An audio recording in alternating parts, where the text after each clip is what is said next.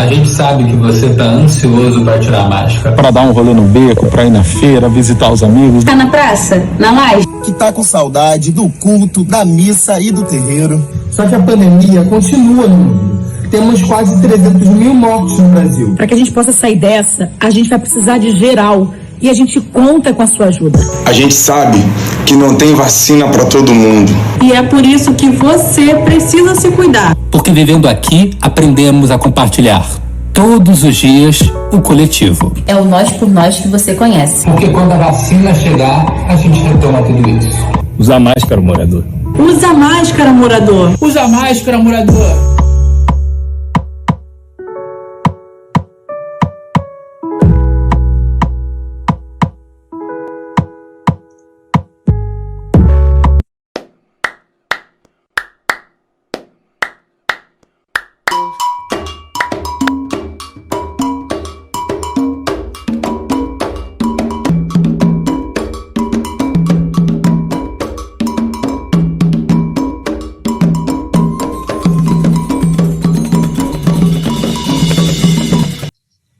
Olá, boa noite.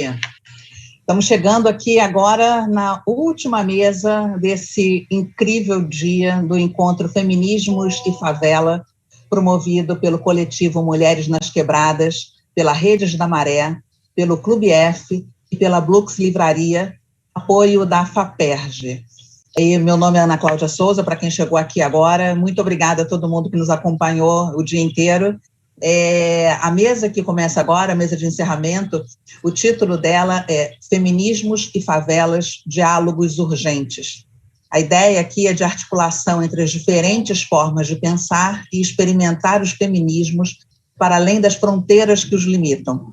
É uma mesa polifônica, e quem vai conduzir essa mesa é a mentora desse seminário, a Heloísa Buarque de Holanda, que coordena o seminário todo ao lado da Eliana Souza e Silva.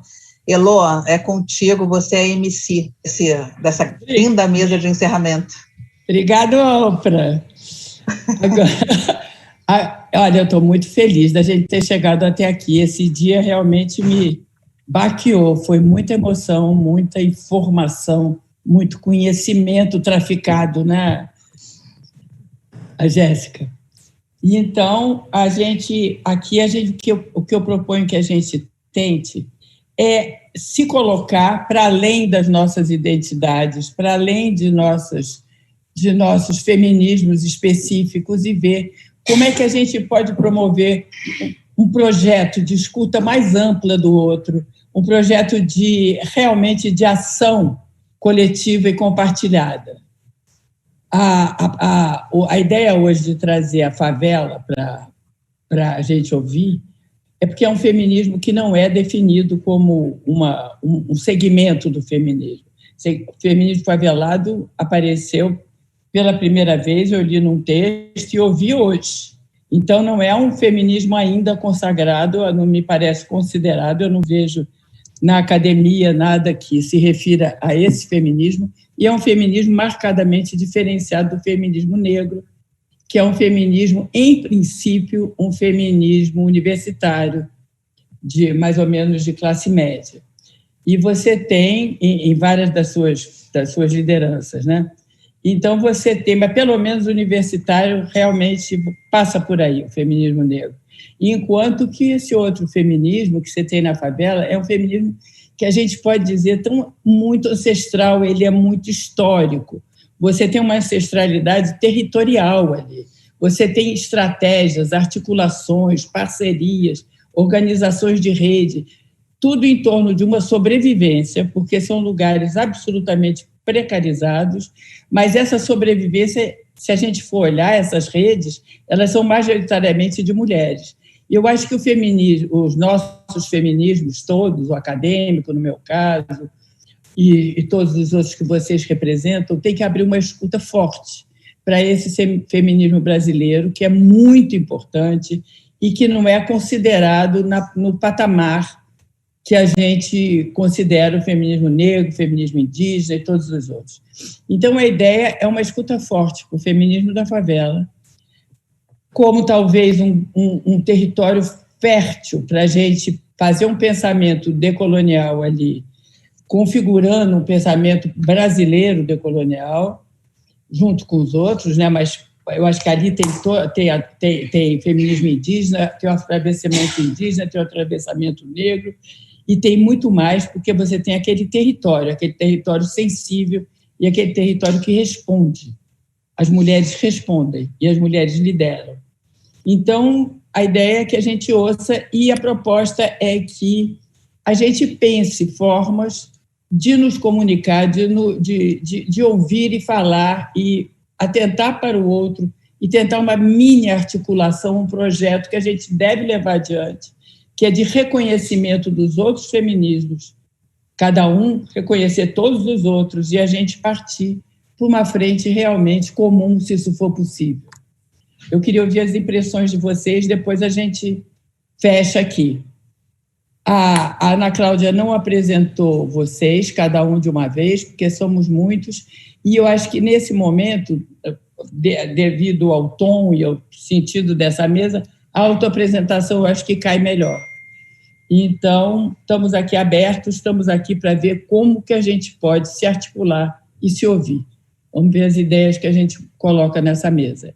Eu sou uma feminista acadêmica, branca, de alta classe média, e a minha posição é bastante, digamos, desconfortável hoje, porque é exatamente o que aconteceu nos últimos 500 anos, né?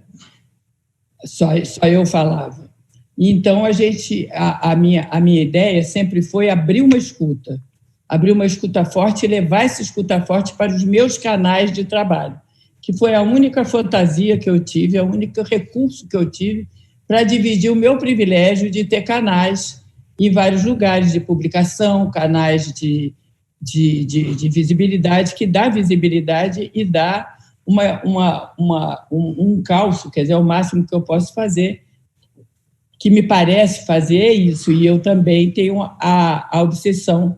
Eu acho que uma das minhas tarefas, minha militância, ela é pedagógica. Eu acho que eu tenho que traficar conhecimento. Eu estou roubando isso da Jéssica Balbini. Traficar conhecimento o máximo possível para que a gente possa progredir, né? Eu estou dando, quer dizer, o meu capital intelectual eu procuro botar em livro, botar em obras didáticas. Quer dizer, eu não estou pensando no que eu penso sobre feminismo, eu estou pensando em aumentar repertórios e compartilhar tudo, a minha formação inteira. Então, duas coisas que eu penso fazer. Uma é abrir canais como feminista acadêmica, abrir o máximo de canais, abrir a universidade para ouvir isso, que não é muito fácil, para ouvir essas outras vozes, e também os canais de mídia ou de editoriais que eu possa ter na mão para, enfim, para dividir o meu capital. Agora eu quero ouvir um pouco vocês e aí a gente volta a conversar. Quem começa? Sandra? Pode ser, Sandra? Posso? Sim. Tá, tudo bem. Boa noite. Primeiro, agradeço o convite. Sou Sandra Benite, sou Guarani Nhandeva, sou de origem Mato Grosso do Sul. E eu sou acadêmica, também militante, sou professora, sou mãe, e também sou avó agora. Então, o que eu gostaria de compartilhar, na verdade, no princípio, é que eu vinha... tem duas minhas relações com a academia e também com as minhas relações com a minha própria origem, o meu conhecimento ancestral, né? O que me coloca a refletir em transitar em vários espaços, na verdade, exatamente a academia e meu conhecimento ancestral.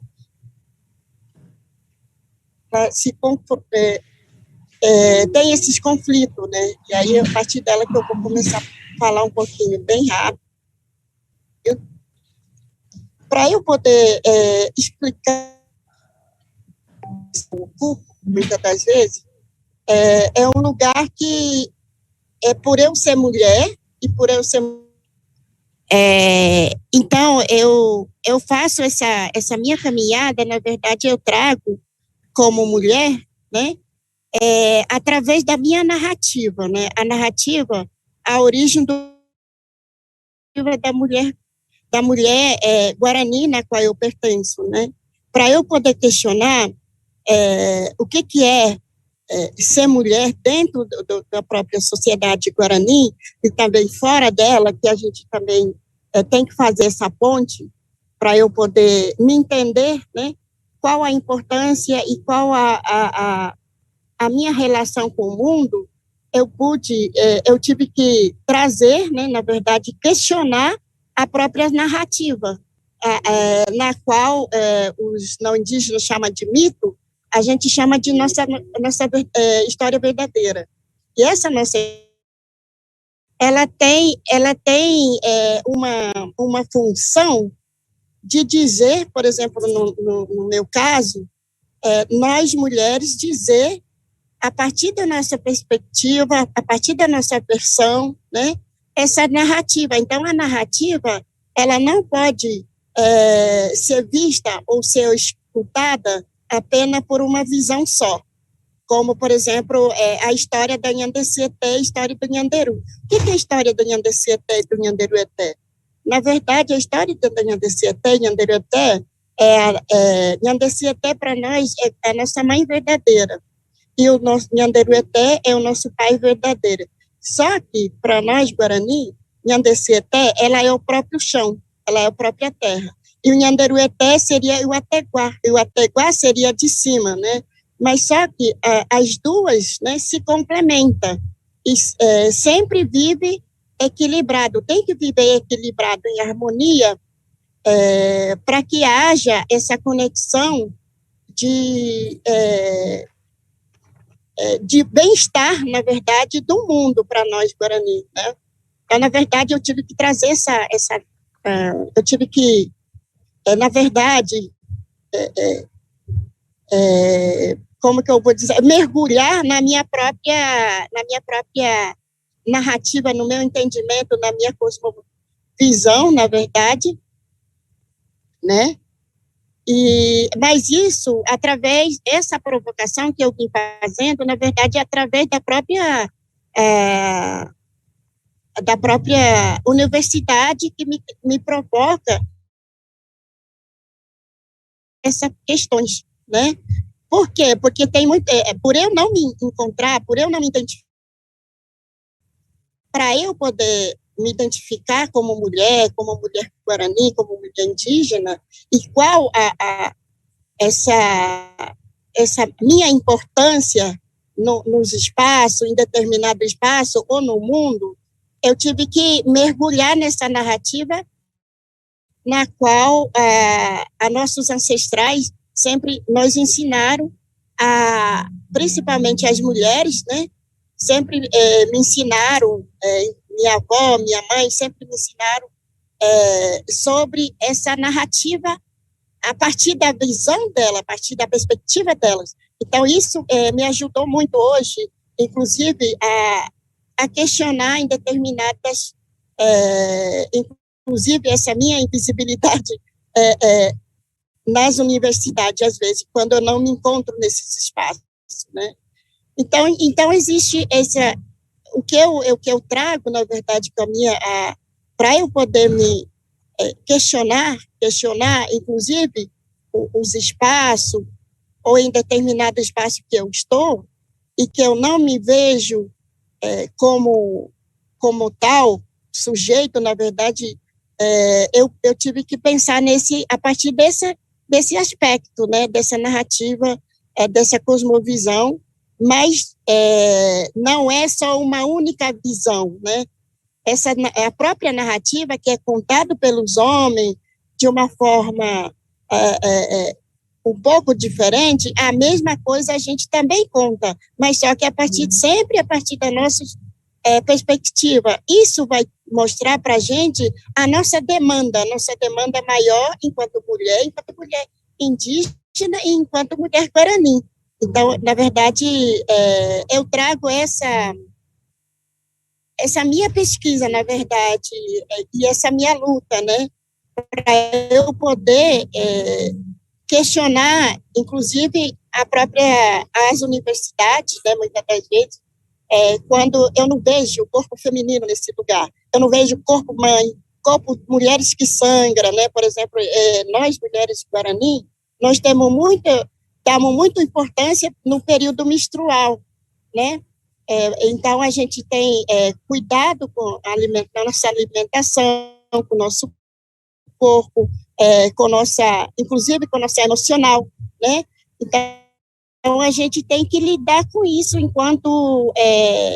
durante o período menstrual, e isso, na sociedade branca, na verdade, inclusive nessa sociedade da universidade, eu percebo que isso parece que, inclusive o sangue, né, como se fosse uma coisa ruim, uma coisa nojenta, uma coisa vergonhosa. Mas isso, se eu, enquanto mulher guarani, não questionar isso, ninguém vai saber a importância desse meu corpo, desse período menstrual, esse meu sangue, né, para nós mulheres guarani. Esse questionamento mesmo, na verdade, não que eu quero impor isso para todo mundo, seguir a minha forma de pensar, mas sim para ter respeito, para ter entendimento. É isso, na verdade, eu queria falar com vocês e mais uma vez, obrigada. Eu estou aqui, eu vou ficar aqui escutando todo mundo aqui, tá?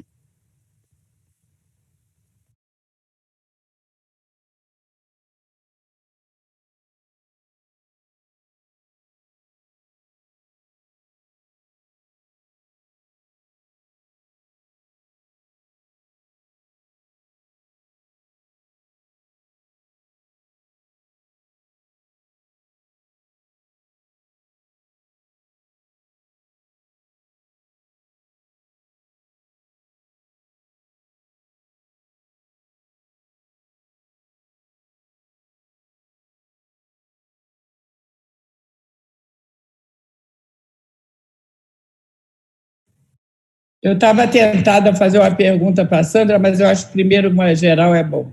Jéssica, vamos lá?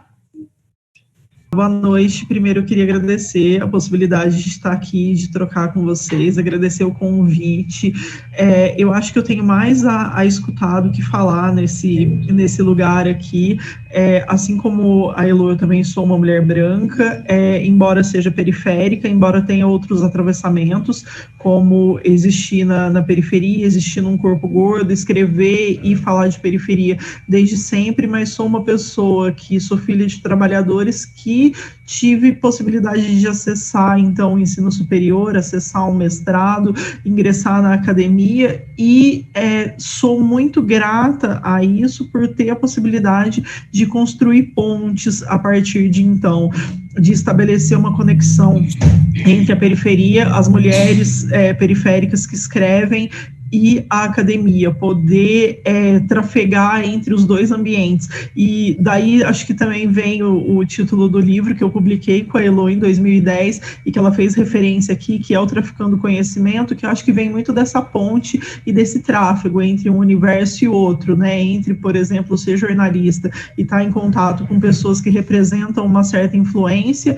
e ser uma pessoa que está na periferia e volta para casa na periferia todos os dias e enfrenta os mesmos desafios que todas as mulheres periféricas enfrentam, ainda que eu não seja atravessada por uma questão étnica, de raça, mas eu sou atravessada justamente por isso, por uma questão de corpo, por ser um corpo que também é desumanizado, um corpo gordo que também não acessa diferentes lugares, e o meu trabalho vai muito nesse sentido de continuar criando essas pontes, de continuar oferecendo espaços de escuta para outras pessoas que têm muito a ser dito e pouco espaço para isso. Então eu me dedico muito a ouvir essas pessoas.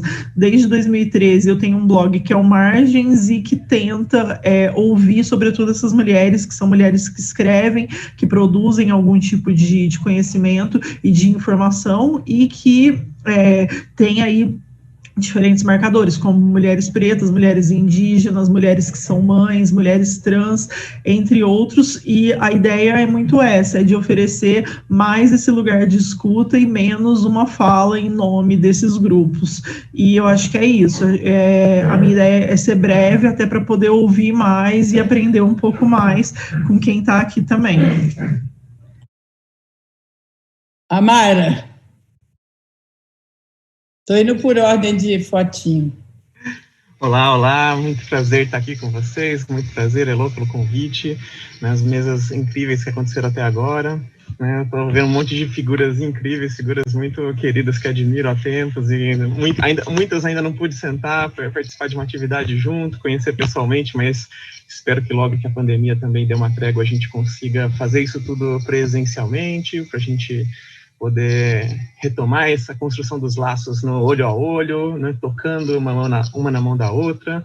A gente está nesse momento que não dá para soltar a mão de ninguém, é preciso soltar a mão de todo mundo, na verdade, cada um ficar quietinho no seu canto aqui, né, porque tá chegando uma situação muito drástica, né.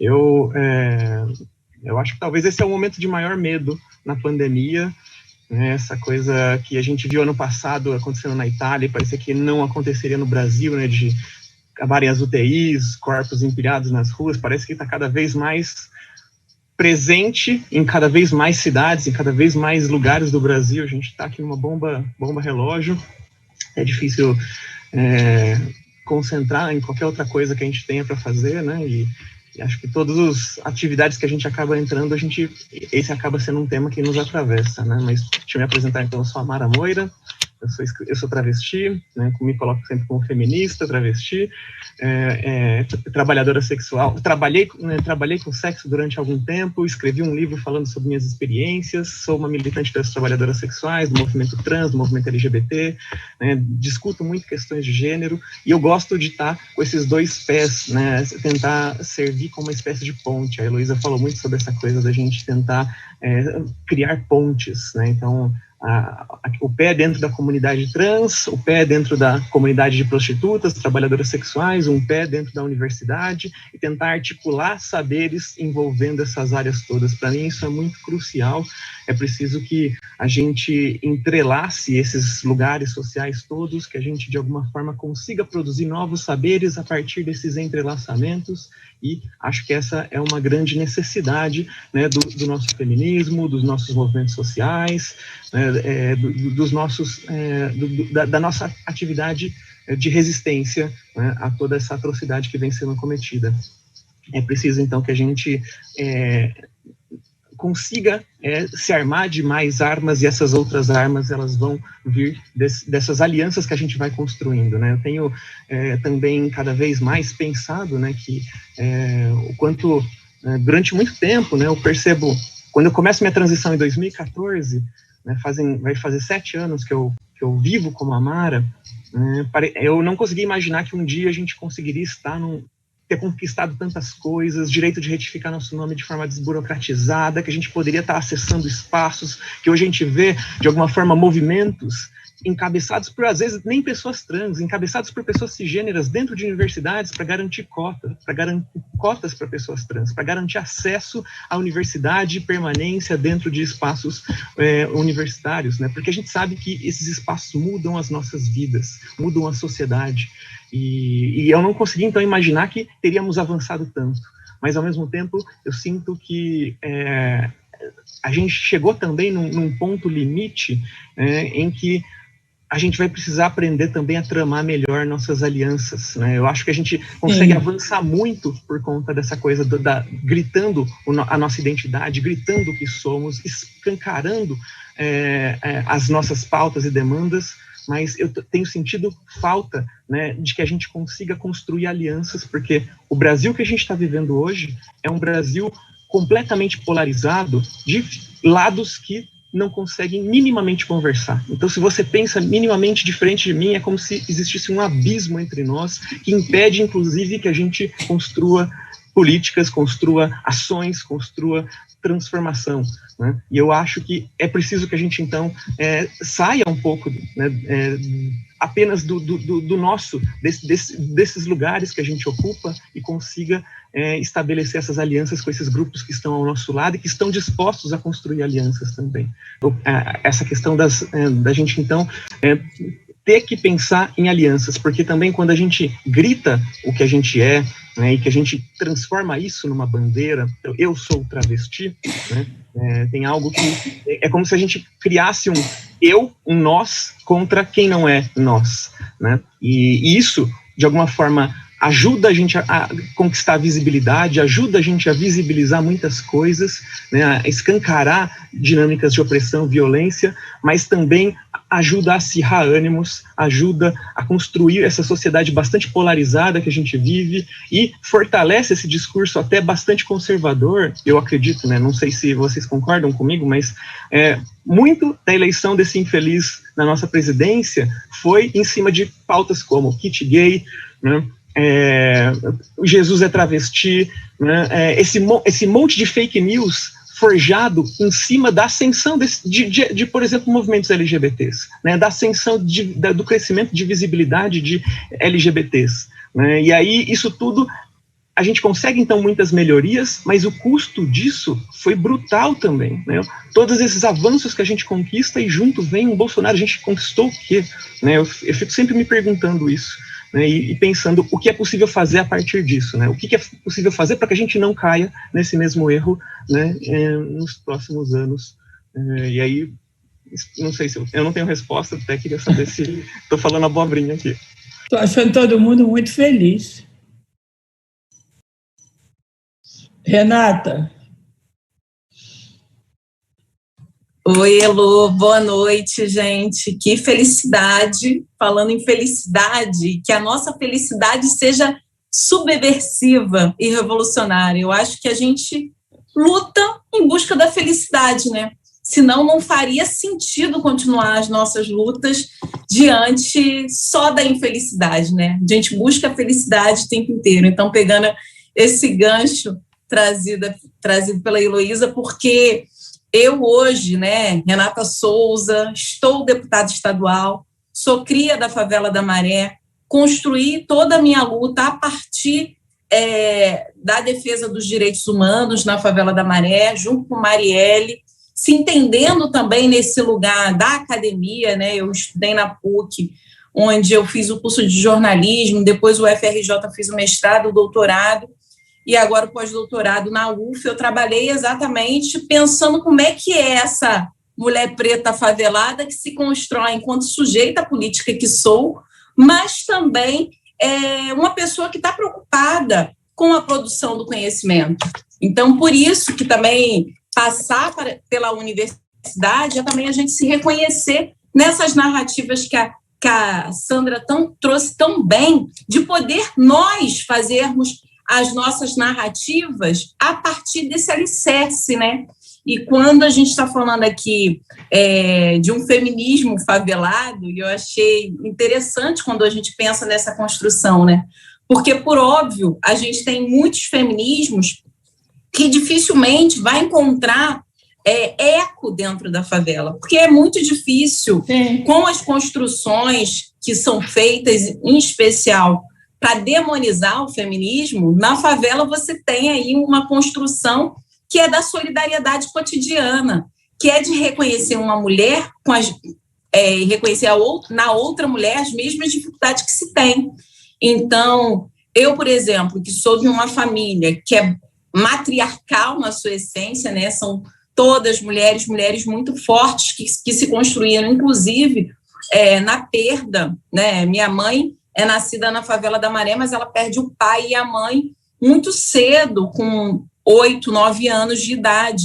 E ela e as irmãs, né, todas mulheres, assim, tiveram que, enfim, desde muito cedo, para sobreviver, trabalhar de pequenos favores dentro de casas de outras mulheres dentro da própria favela, né, atrás de um prato de arroz e de feijão. Então, assim, a minha construção também é muito forte a partir da aliança com essas mulheres que se organizaram na Maré, ainda que a gente saiba que tem muitos desafios, a construção do machismo e de uma relação patriarcal muito dura sobre os corpos dessas mulheres, diferente de uma mulher de classe média, que já tem ali, inclusive, preparado uma rede de solidariedade. Na favela, essa rede ela precisa ser construída a todo momento, porque não é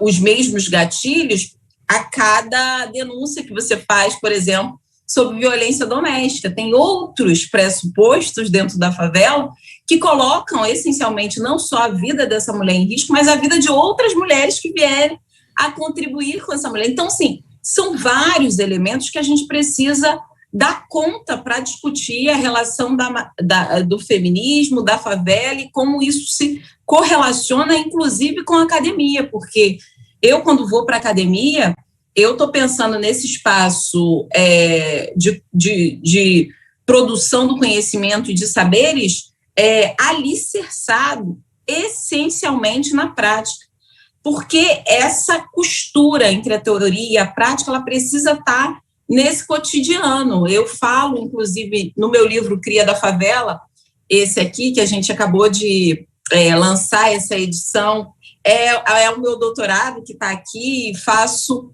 uma discussão, inclusive, sobre a Rua das Minas, que é exatamente uma casa de mulheres, onde elas têm ali uma relação conflituosa com um varejista de drogas, mas que elas enfrentam a partir de uma situação completamente delicada diante do que é a relação com o espaço público, a relação da mulher com o espaço público, que é a rua, mas que a rua, ao mesmo tempo, se torna um espaço privado, né, particular, onde a favela acontece, né, onde aquele cotidiano comunitarista, aquele cotidiano de solidariedade também acontece, que é na rua. Então, eu vou narrando essas histórias a partir do doutorado que eu fiz em Comunicação e Cultura na UFRJ, mas trabalhando a política pública de segurança e como, dentro da favela, a partir da luta de mulheres, inclusive, porque todos os casos que eu pego,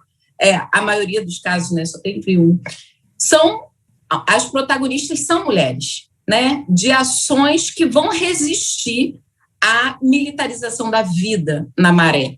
Então, eu conto um pouco dessa história de construção da favela, da periferia, como um espaço perigoso, um espaço do inimigo, mas quais são as ações de resistência que ocorrem nesses territórios? São ações basicamente alicerçadas, de novo, na comunicação e na cultura, trazendo a possibilidade da resistência a partir, por exemplo, de saraus, de comunicação comunitária, do funk, do hip-hop, enfim, das expressões culturais que se tem em favelas como a Maré, que, inclusive, a Eliana, a gente está falando aqui, também uma das organizadoras, junto com a Elo, desse encontro, é uma das pessoas que eu entrevisto, por exemplo, porque reconheço toda a trajetória de Eliana, na favela da Maré, Eliana Souza, também nessa construção de solução a partir da atuação comunitária. Então, é muito forte o protagonismo das mulheres na Maré com relação a propostas e construções de superação das desigualdades sociais e de autoproteção, de redes de proteção. Então, eu acho que isso é fundamental e essencial. Acho também, quando a gente está falando de academia e dos lugares, né, que cabe a cada uma de nós, né, eu acho que a gente precisa se sentir incomodada mesmo, sabe, Heloísa? Não existe lugar de conforto na nossa sociedade.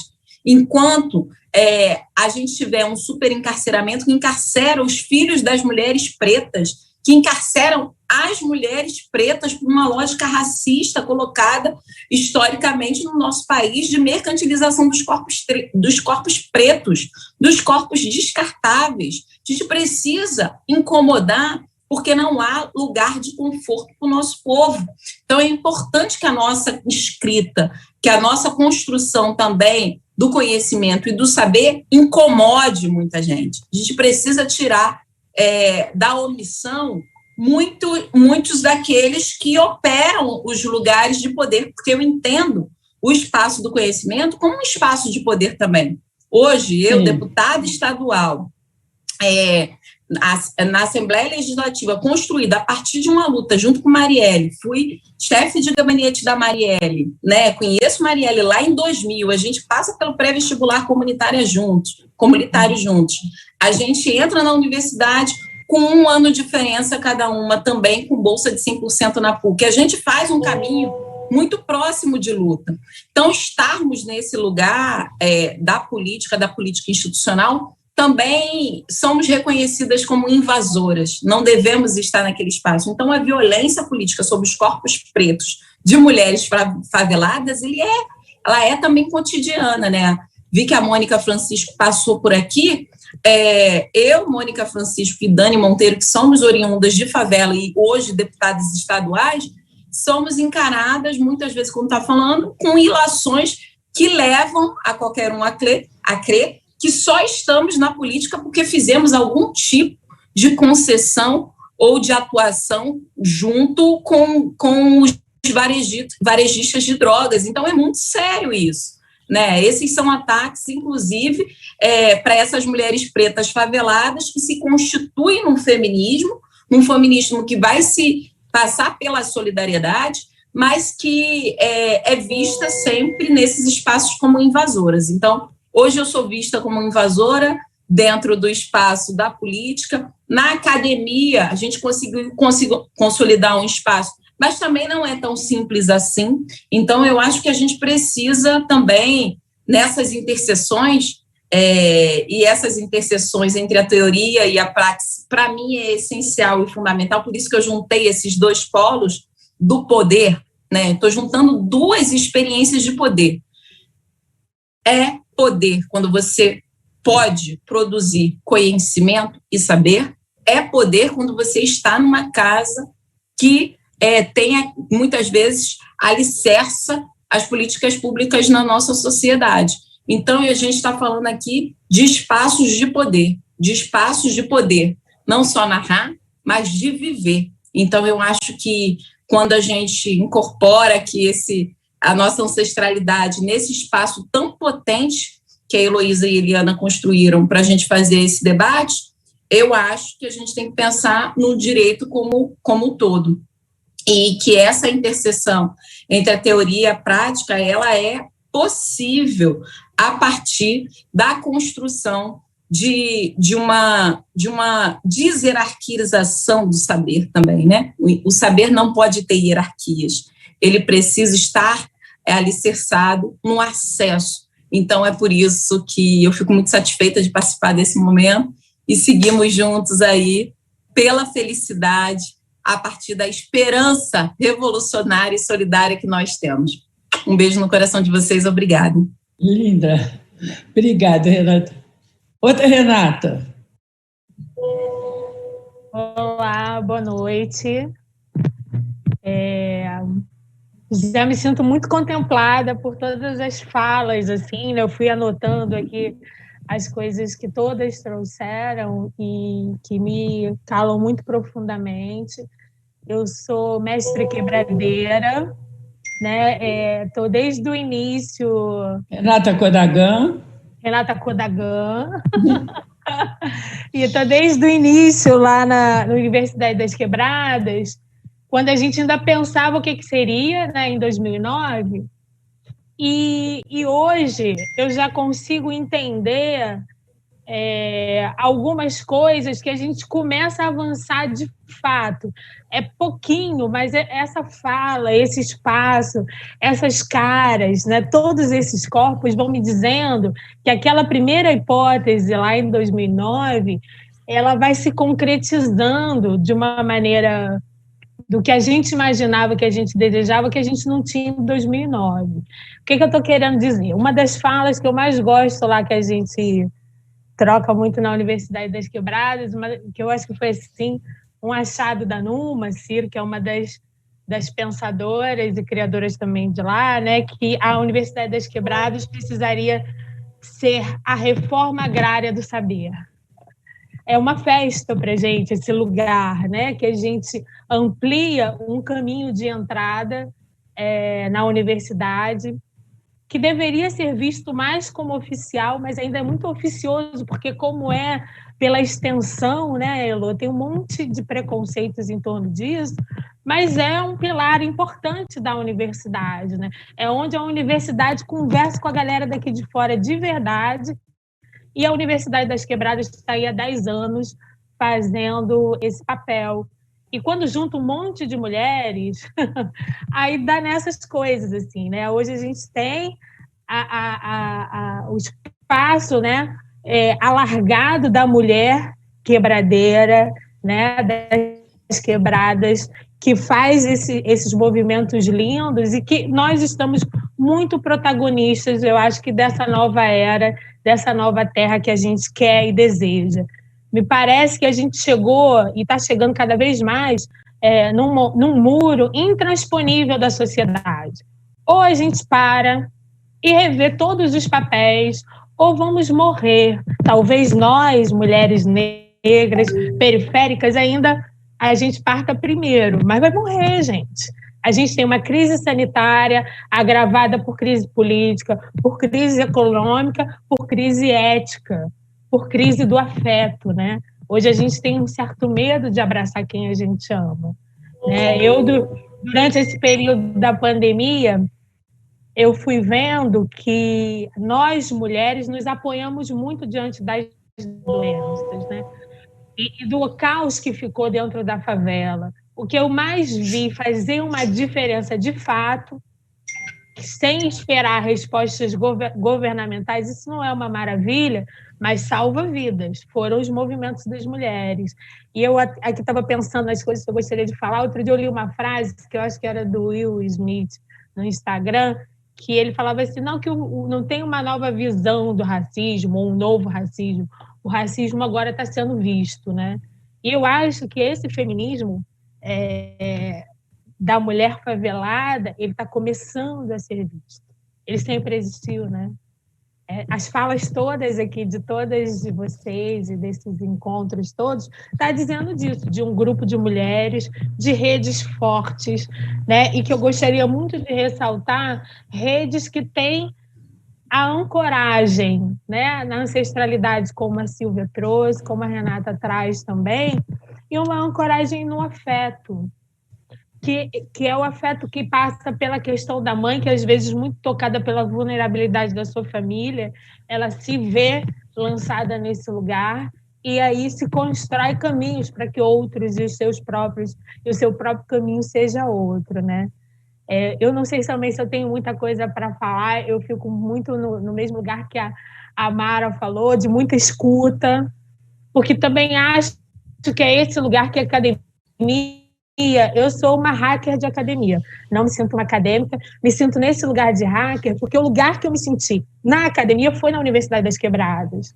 Nos outros lugares, eu me senti expulsa o tempo todo. Era um lugar que, olha, não é para você aqui, não está dando, como é que você está aqui? E fora as estruturas, né, que a gente precisa para cursar uma universidade, que não é fácil, trabalhando com mil rolês. Mas quando eu retorno e encontro esse espaço da Universidade das Quebradas, eu entendi que a gente podia ampliar o acesso das pessoas, porque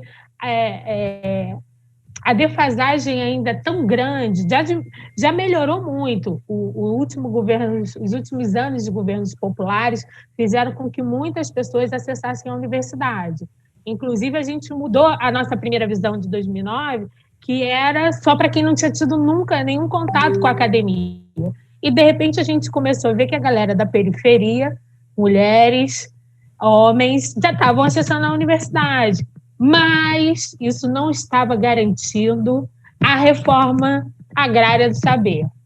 Acessar é uma coisa, acessar um saber mais profundo lá é um outro rolê. E a gente ainda continua nessa seara, né, de pensar como que a gente ainda amplia, como que a gente transforma. Eu não sei se é transformar, na verdade, esse pilar da extensão, ele é tão importante quanto a pesquisa, quanto à graduação, né, o ensino. Mas ele está ainda lá com um primo pobre, e é o mais importante, talvez o lugar que, de fato, esteja fazendo uma escuta dessa sociedade de entorno, e não só, mas eu acho que o avanço que a gente precisa fazê-lo, além de ouvir, é começar a sistematizar mesmo, né? Essa fala do Will Smith, né, que o racismo está sendo visto, eu acho que esse feminismo, essas mulheres estão sendo vistas. E qual é a contribuição que a gente vai dar a partir dessas escutas todas que a gente está fazendo para essas mulheres e para essas vidas, né, que a gente está observando, vivendo junto, né? Qual é? Eu acho que é muito acesso, é mostrar muito o que todas nós estamos fazendo. E a academia se reinventar nisso, porque a academia me parece ainda muito lenta para entender que tem indígenas, que tem mulheres negras parlamentares, que tem mulheres negras em outras dimensões agora. O rolê é muito outro. Então, assim, me parece que também que a academia ainda não entendeu isso. A gente ainda não instaurou lugares de fala, mas os de escuta ainda, para mim, são muito dissonantes. A academia não escuta muito bem, a periferia também, às vezes, não se sente ouvida, né? Tem um encontro aí que a gente ainda precisa fazer, mas que eu acredito que são através de ações como essa, né? E ações in loco, né? A gente fala muito também na Universidade das Quebradas do deslocamento do corpo, que eu acho que agora em pandemia o que a gente consegue fazer aqui online, mas eu acho que os corpos aqui estão deslocados dos seus lugares para a gente se encontrar. Acho que a nossa grande tarefa, além do lugar de fala e de escuta, é o lugar do encontro, em breve também do abraço, porque sem afetividade, né, e sem esse lugar de entender quem é seu parceiro, a gente parar de se olhar como com defensiva, né, dos vários feminismos que tem, feminismo branco, feminismo negro, feminismo indígena, feminismo trans, feminismo de favela. A gente vai ter que se encontrar na praça, sabe? Num lugar de acolhimento, para que a gente realmente ganhe uma força que, no mínimo, faça com que a gente não morra, como infelizmente perdemos a Marielle, né? E que esse mês de tantas lutas ainda tem essa marca para a gente, né? De tudo que a gente está vivendo, que eu não preciso relatar, que a gente ainda tem que lutar para saber os fatos disso, né? E às vezes eu acho que fica muito enfraquecido ainda, que a gente se encontra, mas parece que ainda realizamos esses tantos feminismos isoladas, né, ainda. Eu acho que a gente precisa avançar mais. Não sei como é isso, mas uma coisa que me deixa muito feliz é que a gente avançou muito de 2009 para cá. Mas, mesmo assim, não conseguimos todas as escutas da universidade, né? Falar da Universidade das Quebradas e o lugar que eu me sinto lá, eu também sei que não é falar da universidade inteira. É um pouco como a Renata trouxe, a gente ainda fica no incômodo, né? Ainda não somos totalmente escutadas, nem totalmente protegidas, nem totalmente respeitadas. E eu queria só, para finalizar, que esse lugar da praça, para mim também, esse grande lugar onde a gente se encontra, que é em espaços como esse, mas eu acho que a gente precisa se encontrar para agir também. A ação, para mim, hoje, também significa tirar um pouco a armadura de guerreira e a gente se encontrar também nesse outro lugar de nutrição, né? A gente está sempre na batalha, na luta, no grito, e porque está sendo necessário. Mas aonde a gente se nutre? Onde mulher preta se nutre? Onde mulher preta favelada se nutre? Onde mulher favelada se nutre? Onde mulher branca se nutre? Porque também vive, né, as suas opressões, né?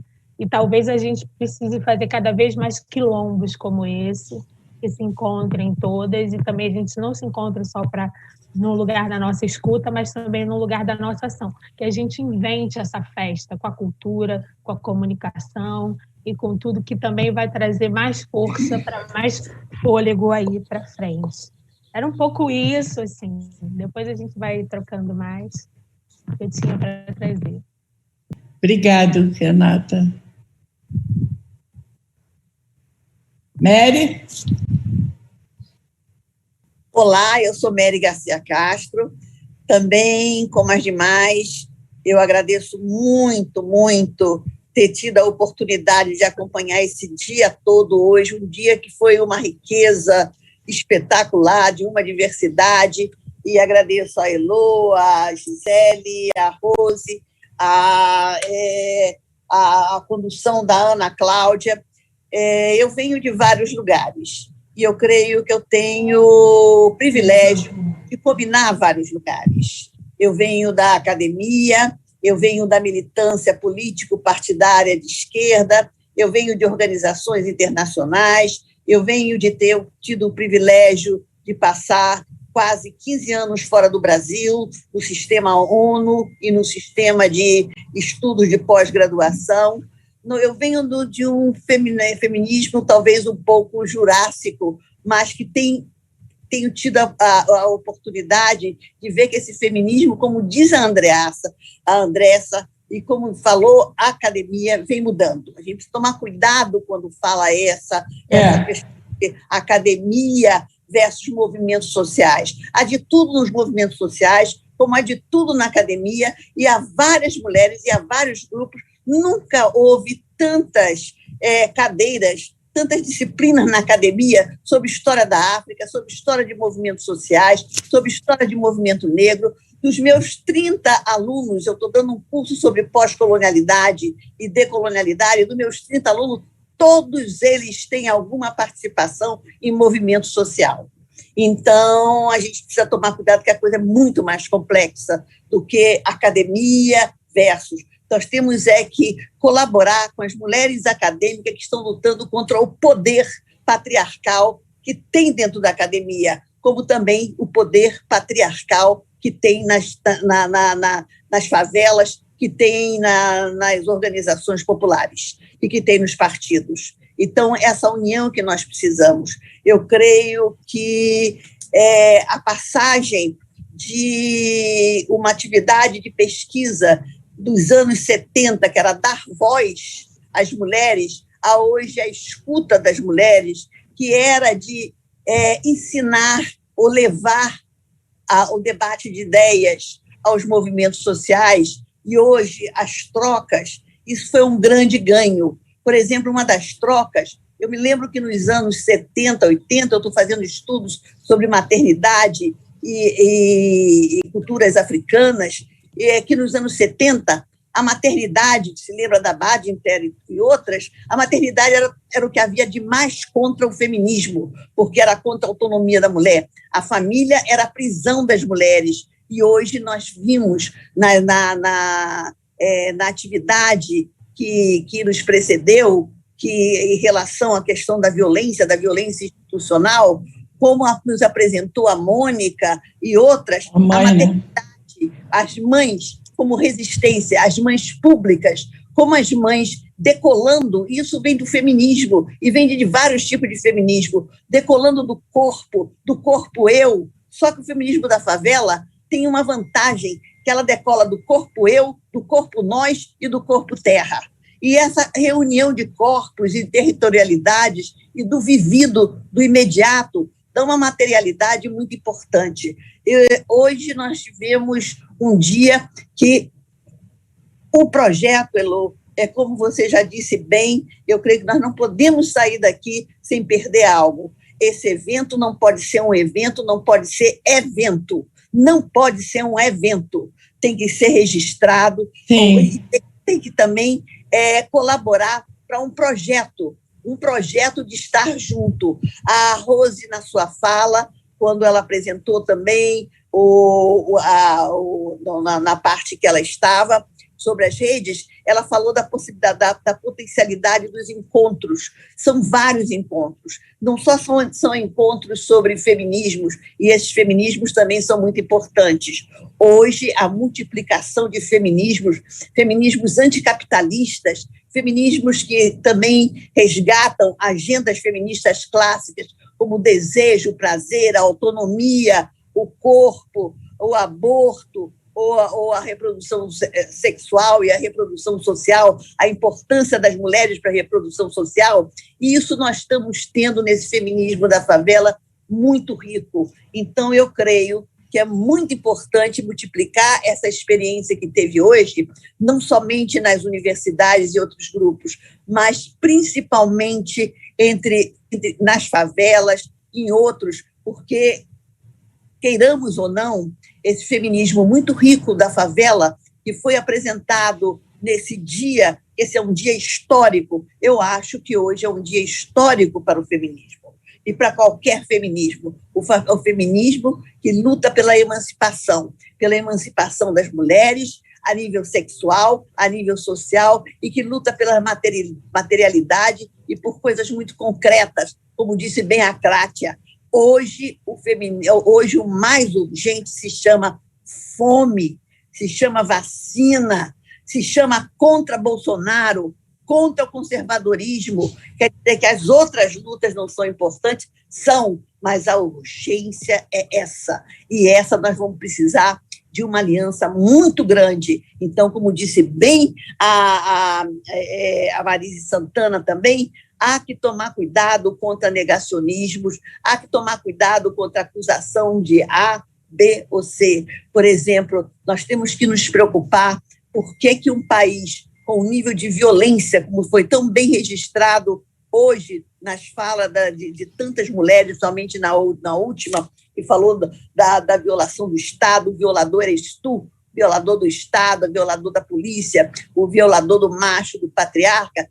Por que, por exemplo, diferentemente dos Estados Unidos, quando mataram um homem negro pela polícia, tantos foram para a rua, e aqui quase toda semana é morto alguém nas favelas, é morto um negro na favela, e ninguém vai para as ruas. A questão do negro, a questão da mulher negra, e a mulher negra precisa tomar cuidado, porque ela não pode apresentar como sendo só um problema dela, ainda que ela seja uma das principais artífices da resistência. Nós temos que unir, nós temos que acabar com a toxicidade da branquitude e sentirmos como mulheres brancas de que todas nós somos Marielles, todas nós somos negras, todas nós devemos ir para a rua quando um menino negro é morto pela violência da polícia, dessa necropolítica. Então, é isso que está faltando, um reencantamento do mundo e o se sentir parte, e que nós brancas, que nós feministas, de qualquer coloração que sejamos, de qualquer partido, de organização, 99, decolonial, mulherismo africana, qualquer que seja, hoje tem uma meta.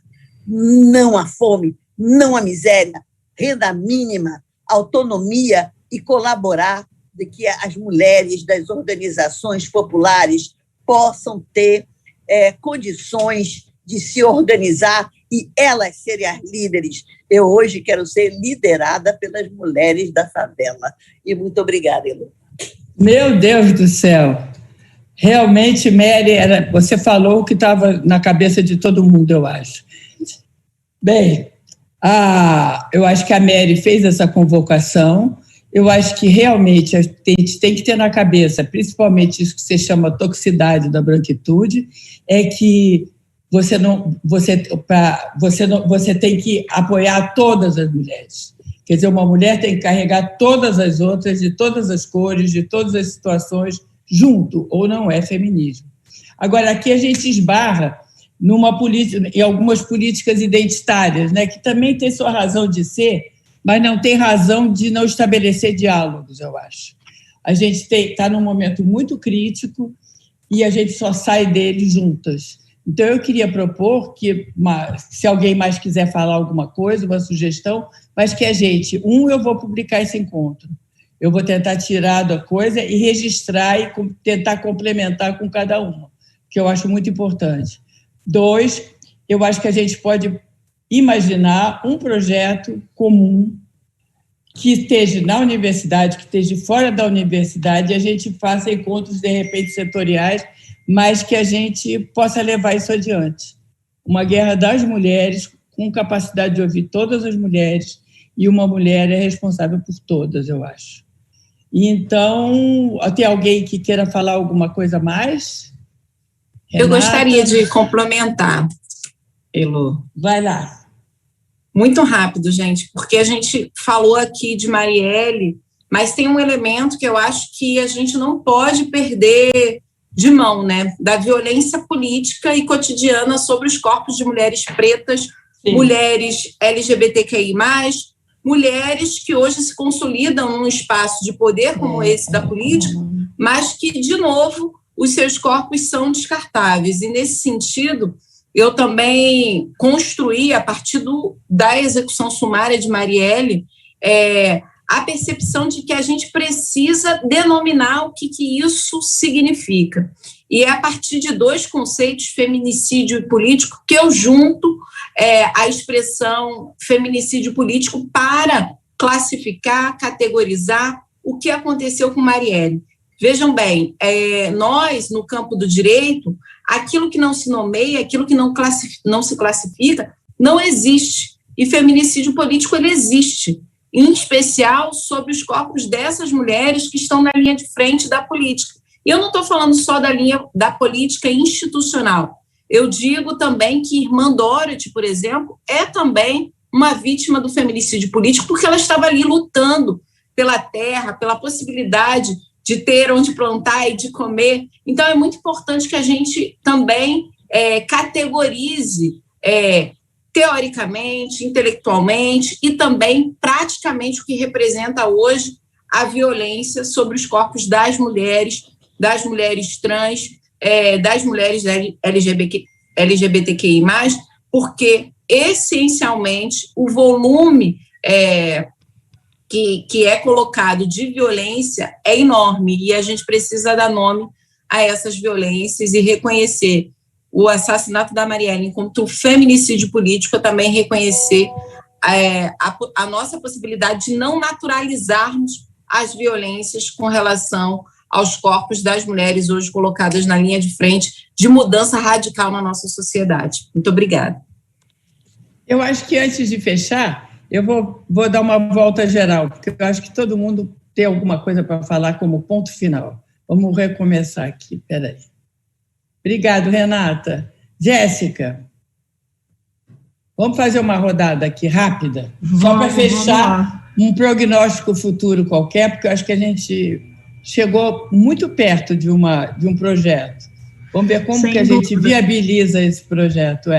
Eu acho que a gente já tem um projeto aqui, acho que ele aconteceu hoje, acho que já está tudo muito, muito bem desenhado, muito dado a partir de tudo que foi falado, a partir de toda a escuta. Sem dúvida, eu acho que é possível que se faça uma publicação. Quero me colocar à disposição, se eu puder ajudar e somar de alguma maneira, claro, seja com você ou com qualquer outra pessoa que está aqui nessa mesa ou que esteve hoje durante o dia, eu estou à disposição. Todo mundo tem aí meu contato, se não tiver também é fácil me achar. Mas o que eu quero dizer nesse encontro é agradecer, de fato, pela potência dele, Elo, e te agradecer. Eu acho que, embora você tenha dito no começo que você ocupa um lugar desconfortável, eu acho que você tem uma coisa que poucas pessoas têm no Brasil, que é essa capacidade de se conectar, e de se conectar com diferentes pessoas, com diferentes mulheres, com mulheres muito múltiplas, muito plurais e que tem muito a acrescentar. Eu acho que um grande exemplo disso foi o dia de hoje, foi essa mesa acontecendo aqui agora, então eu queria te parabenizar, queria agradecer todo mundo que falou, eu acho que eu pude aprender muito, eu fiquei bastante reflexiva com várias falas, eu entendo muito em relação à violência do Estado, eu acho que a gente tem muitos inimigos em comum, e eu acho que a gente só vai conseguir deslanchar e vencer isso a partir de uma união. Eu acho que ela está dada e está posta aqui hoje. Então, eu quero só agradecer, dizer que eu estou à disposição e que foi muito importante para mim essa escuta e pedir para as pessoas para que elas se ouçam mais, né? Eu acho que isso está muito em falta. Então, bater nessa tecla, eu acho que é muito importante a gente se ouvir, a gente está, de fato, disposto a troca e a escutar quem está no nosso entorno é sempre muito importante. Então, muito obrigada de coração, estou muito grata e muito honrada por ter podido dividir essa mesa com todo mundo que está aqui e, sem dúvida nenhuma, aprendi muito. Obrigadão mesmo. Obrigada, Jéssica. A gente tem que dar um jeito de não deixar essa mesa acabar quando terminar. Não vai acabar. A gente não pode acabar quando termina. Não, a gente vai continuar com isso adiante. Eu acho que tá dado aí. Tem uma rede muito grande se formando. Vamos continuar e vamos produzir a partir de hoje. A gente é o futuro. Maravilha. Aqui, então vamos lá. Amara, da palavra final. Sim, não, eu lembro, né, quando de 2013, se não me engano, acho que foi final de 2013, que pensando dessas tensões assim entre coletivos, entre essa dificuldade de diálogo, né? Eu lembro em 2013 quando as mulheres da CUT soltam uma nota dizendo que o trabalho, a prostituição não pode ser reconhecida como um trabalho e de alguma forma dizendo que prostitutas não poderiam se unir ao movimento de mulheres trabalhadoras, né? Então, mas isso é numa esfera nacional, né? Só que é interessante pensar, eu lembro quando eu estava mais próxima, né, dessa realidade da prostituição lá em Campinas, e a gente tinha todas as articulações com a cidade, com os outros movimentos da cidade, e aí quando a gente olha para o local, olha para o micro espaço, né, lá existia toda uma articulação das trabalhadoras domésticas, por exemplo, com as prostitutas de Campinas, e juntas elas conseguiram ocupar, por exemplo, a CUT em Campinas. Então, ou seja, a CUT em Campinas não referendava essa nota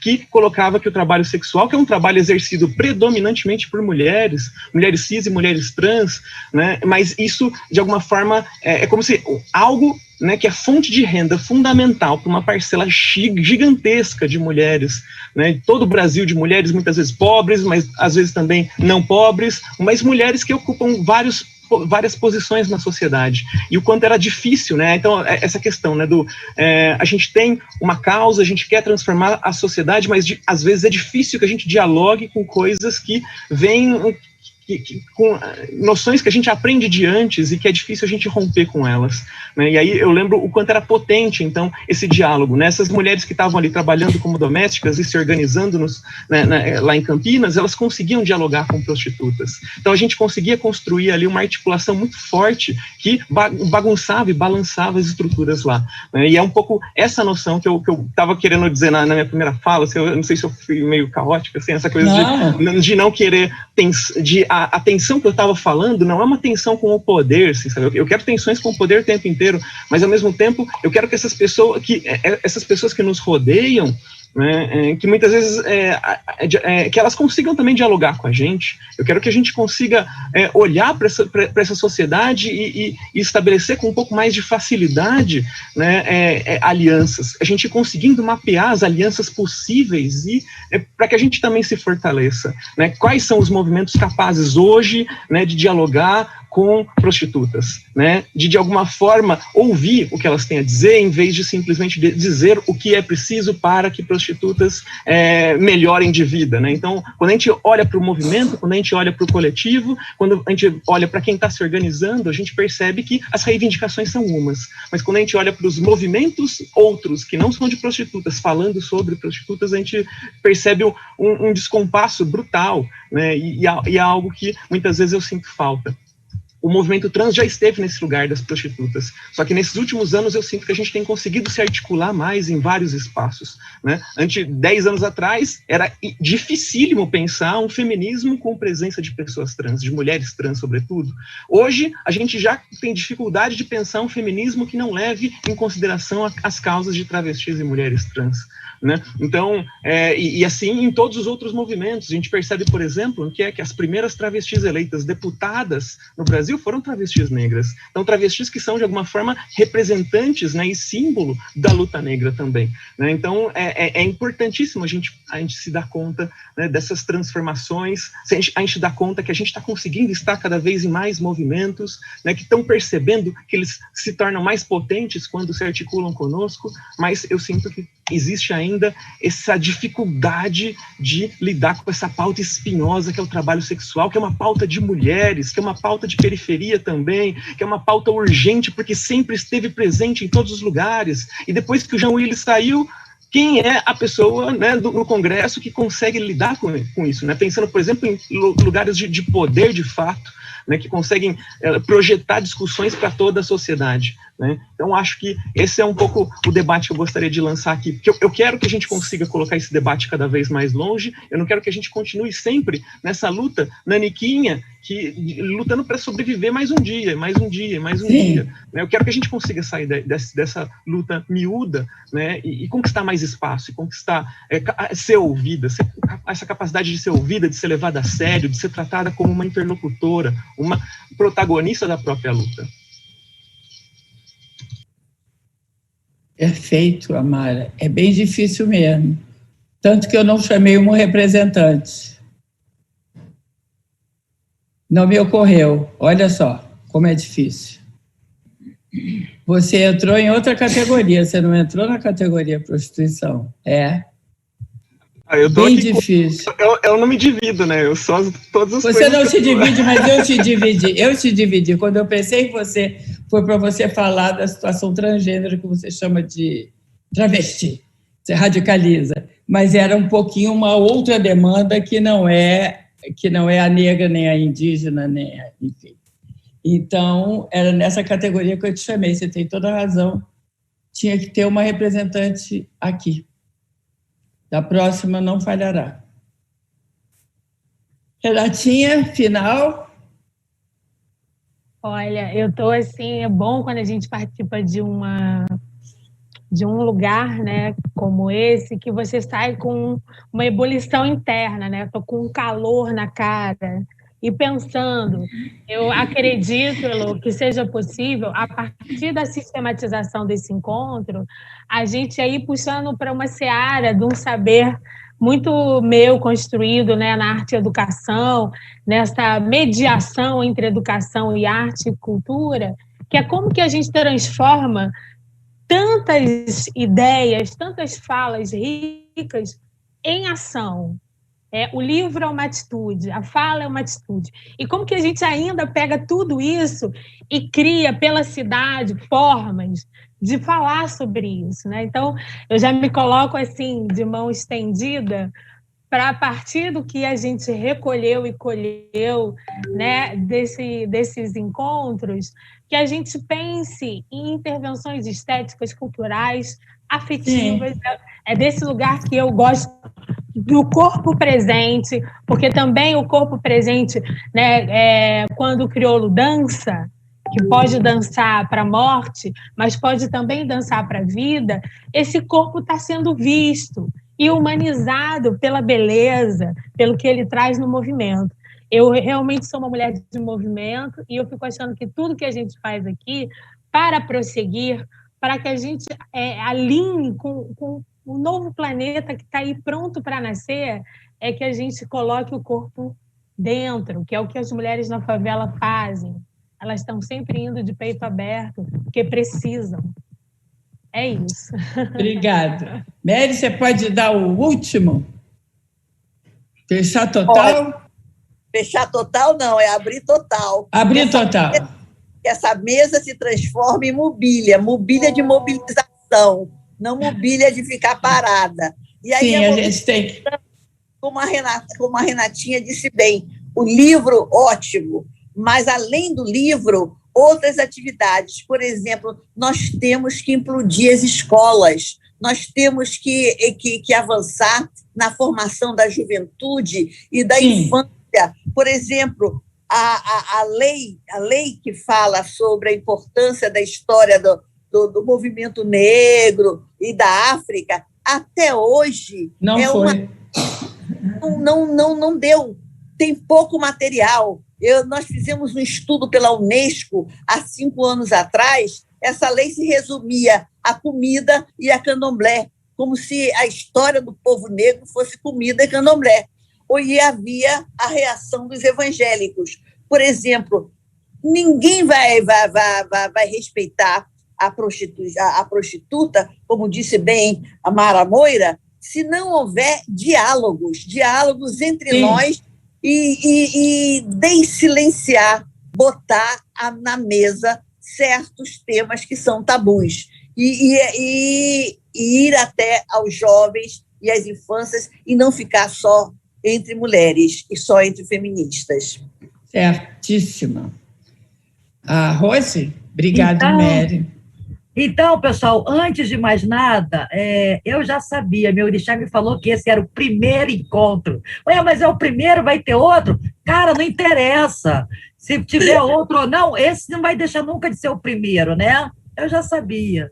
Eu quero agora agradecer com todo carinho, com todo amor, aos intérpretes das Libras, né? Daniele, Daphne, Rafael, Lohane Maier, Wallace Araújo, Daniel Lima, Daniel Monteiro, Emily, Tiago, Tereza, Alex, Graciele, Marcos, Alexandro, cada vez, e Sandra. Gente, vocês foram excepcionais, formidáveis. Eu sei o quanto que foi difícil, deve ter sido complicado pra caramba.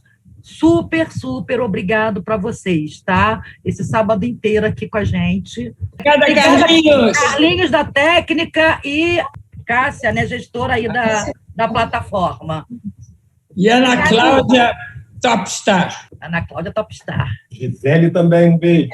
E agora, sim, a gente tinha convidado a cantora predileta da Elo, que eu descobri, que é a cantora predileta, que é a Áurea Martins, que está fazendo 80 anos esse ano. Mas a Áurea, ela está com uma restrição por causa do excesso de atividade, ela não pôde estar aqui com a gente.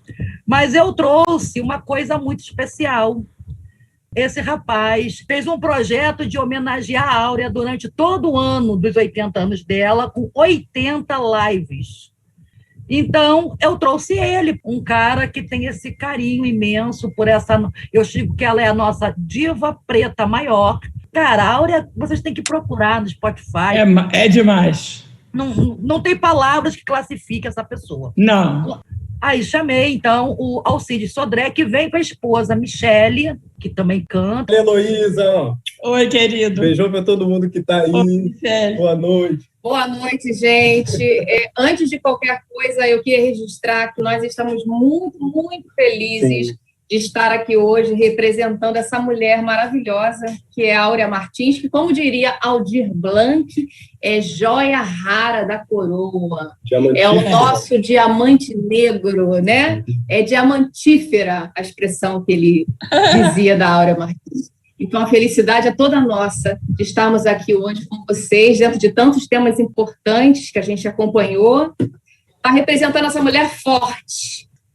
E aproveitando o seguinte, como vocês já estão aí debatendo vários temas, desde de manhã cedo até agora, não vou ficar falando muito, eu vou cantar, e já vou anunciar aqui que eu vou cantar essa primeira música. A gente acabou ganhando de presente aos 45 do segundo tempo uma participação especialíssima aqui hoje com a gente, nas bases que vocês vão ouvir de violão, da grandiosa, agora a Rose vai gostar, da queridaça, maravilhosa Ana Costa.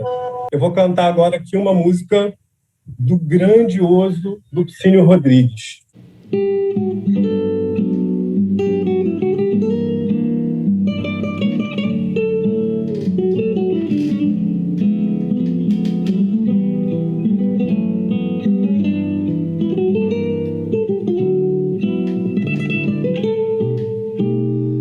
Disse-me assim, tenha pena de mim, vai embora, vais me prejudicar, pode chegar, já é hora,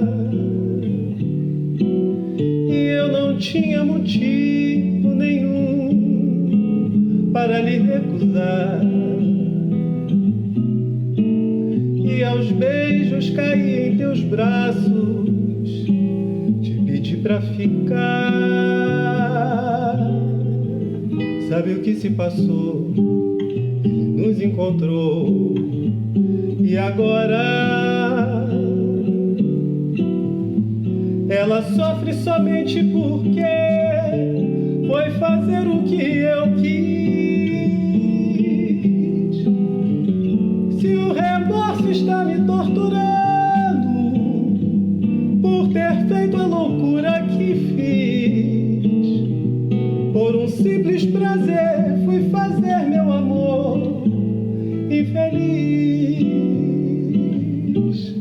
Ana Costa.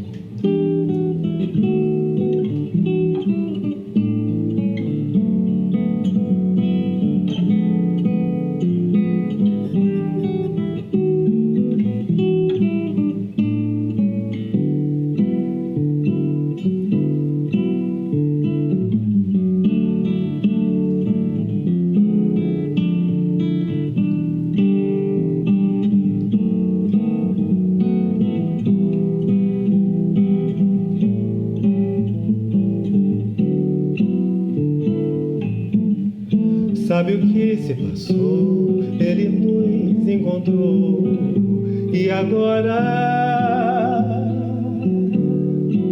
ela sofre somente porque foi fazer o que eu quis. Se o remorso está me torturando por ter feito a loucura que eu fiz, por um simples prazer, fui fazer meu amor infeliz. Se o remorso está me torturando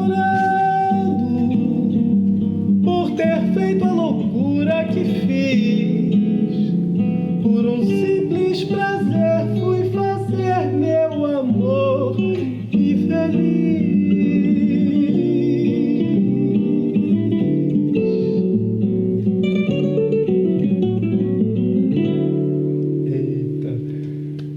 Salve Ana Costa, coisa linda, meu Deus do céu. Então, olha só, deixa eu falar, Rose, tem uma surpresa para você, que você falou da música que você queria que a Áurea cantasse realmente aquela música naquele CD maravilhoso, Eu Sou Mulher, Eu Sou Feliz, um trabalho de Zélia Duncan, Ana Costa, com várias cantoras, várias mulheres mega potentes. Não teria lógica a gente cantar aquilo, porque é uma marca muito forte de Áurea. E eu quero dizer já de antemão também, assim, agradecer muito o convite de vocês de estar aqui. Eu me sinto totalmente à vontade e me sinto de mãos dadas com você, porque foi aquilo que eu falei para você no outro encontro que a gente teve, né? Eu acho que se cada cara que tiver uma banda de samba colocar 3, 4, 2, 5 mulheres, o movimento das mulheres, ele vai ganhar força. Ele não quer, em forma alguma, sobrepor um outro movimento, né, que é o normal do homem estar lá mandando ver no samba. E eu fico contente de poder estar aqui e agora muito calado nesse lugar que tem que ser o meu lugar de acolhimento, de entendimento dessa luta. E eu quero que vocês saibam que, calado, eu estou mandando toda a energia do meu coração, feito eu botei agora na música que eu cantei em homenagem a vocês, com todo o meu amor, e desejando que esse encontro ocorra novamente ano que vem, que a Áurea venha, mas, por favor, me chamem também, porque eu quero estar novamente, ok? E Michele agora vai com vocês até o final. Se a Áurea estivesse aqui nesse encontro, como era para ser, a Áurea cantaria essa música, que foi feita por Ana Costa e Zélia Duncan, chamada Brilham ao Escurecer. Se por toda uma vida busquei por bons momentos, mesmo com tantos problemas, que não fui eu que criei, mulher já nasce crescida. Tem que saber de onde vem, tem que abraçar cada dia, tem que dançar bem, tem que ser atrevida. Cantando, eu fiz minha trilha. E como eu sou feliz. De alguma dor, faço um tema, do desamor nasce um bom refrão. Mas por dentro eu me encanto. Eu sei voar na canção, com a voz que me faz bem cantar. É o meu sonho subindo a ladeira, melodia que eu trago no berço, que te embala. Faz tempo, nas luas mais cheias, que brilham ao escurecer. Essa música foi feita por Ana Costa e Zélia Duncan, especialmente para a nossa diamantífera Áurea Martins. Linda, né? E agora vamos de música? E agora vamos de música. Mais uma música que a nossa diva Áurea Martins adora cantar, chamada Doce de Coco, de Jacó do Bandolim e Hermínia Belo de Carvalho, com a participação mais que especial de Ana Costa no violão.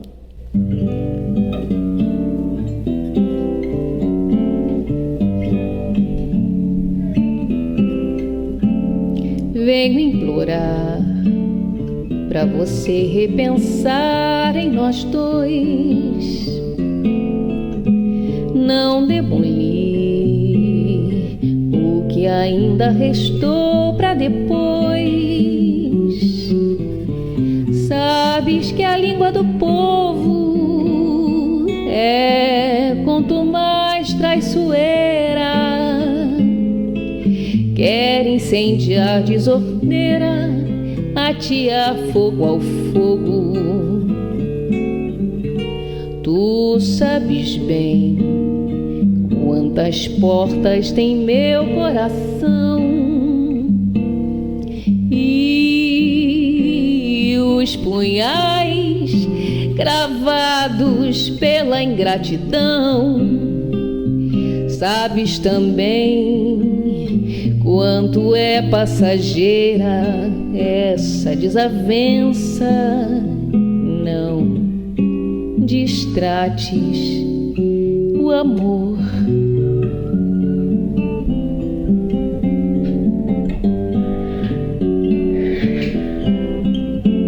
Venho implorar pra você repensar em nós dois, não demolir o que ainda restou pra depois.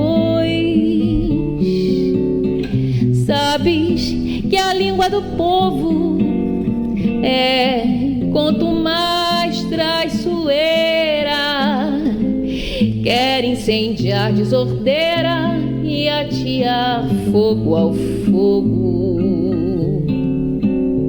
Tu sabes bem quantas portas tem meu coração, e os punhais cravados pela ingratidão. Sabes também quanto é passageira essa desavença. Não distrates o amor. Se o problema é pedir e implorar, vem aqui, fica aqui, pisa aqui nesse meu coração, que é só teu, todinho teu. Escorraça, faz dele de gato e sapato, e o inferniza e o ameaça, pisando, ofendendo, desconsiderando, descomposturando com todo vigor. Mas se tal não bastar, o remédio é tocar esse barco do jeito que está, sem duas vezes se cogitar. Doce de coco, meu bom bocado, meu mau pedaço de fato, és um esparadrapo que não desgrudou de mim. Se o problema é pedir e implorar, vem aqui, fica aqui, pisa aqui nesse meu coração, que é só teu, todinho teu. Escorraça, faz ele de gato e sapato, e o inferniza e ameaça, pisando, ofendendo, desconsiderando, descomposturando com todo vigor. Mas se tal não bastar, o remédio é tocar esse barco do jeito que está, sem duas vezes se cogitar. Doce de coco, meu bom bocado, meu mau pedaço de fato, és um esparadrapo que não desgrudou de mim.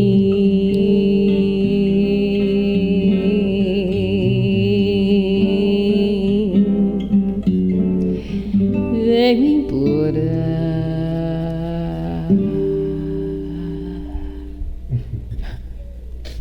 Viva Ana Costa, salve Ana Martins. Viva, salve Ana Martins.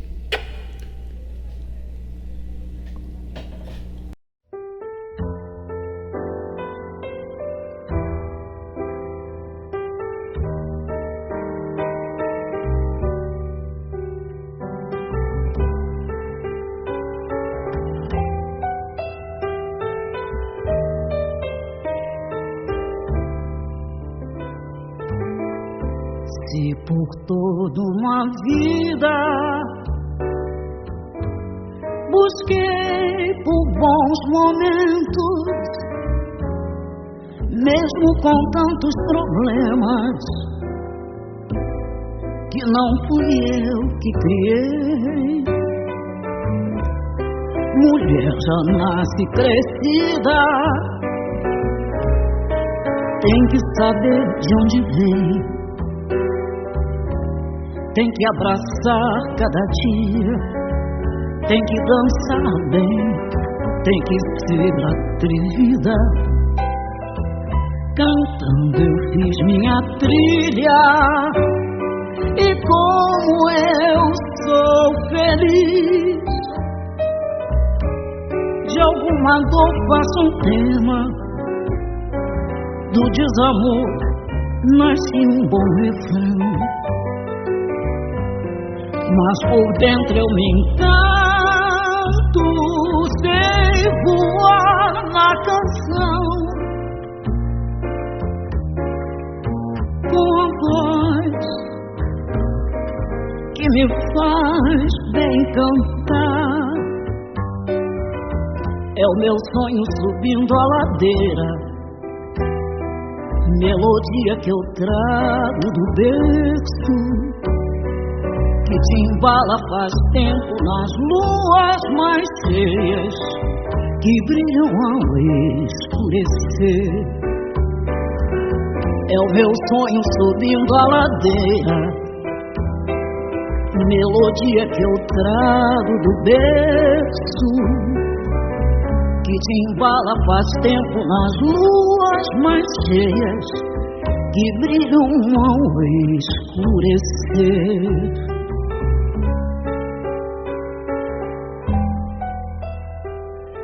Que brilham ao